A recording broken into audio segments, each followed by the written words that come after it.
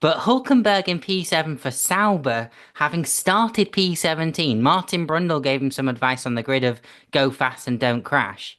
And he's done just that in a Sauber. Like, how much should we be applauding Nico Hulkenberg today? I mean, you know what? I think Nico Hulkenberg gets a bad rap a lot of the time, bearing in mind that the guy is a seasoned, is a seasoned professional. He's been doing this an awful long time at this point, getting on for 16 years. Um, and obviously he hasn't reached the heights of a podium or a win or even a podium at any point during that career, which is unfortunate given the skill that he very clearly has. Um, I think this was a race of survival, really.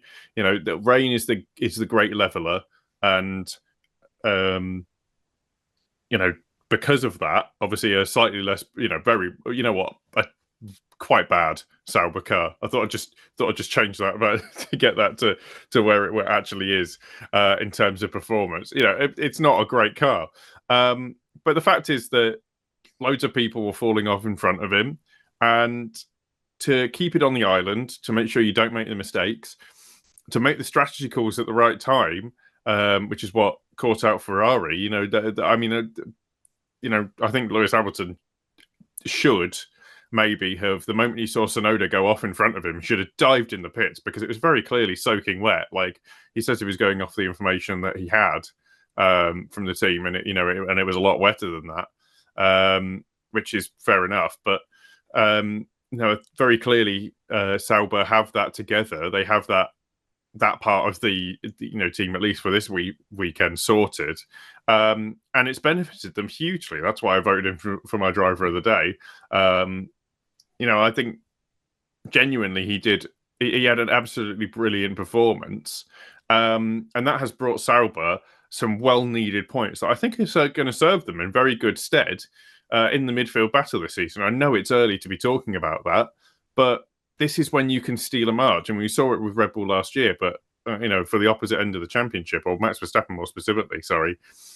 But the early points you get, it's so much harder to make those points up mid-season. But the early points you get, particularly in a race like this, become gold dust later on. And these could be 6 super valuable points when it comes for prize money next year. And I think it's all down to Nico Hulkenberg's ability to manage that car for 57 laps in tricky conditions.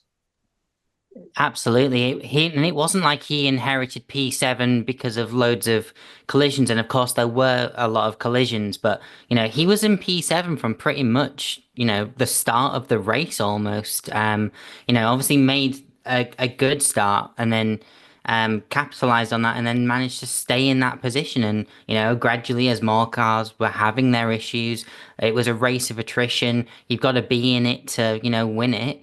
And yeah, as you say, some very much needed points for Sauber at the point where a lot of their rivals aren't scoring.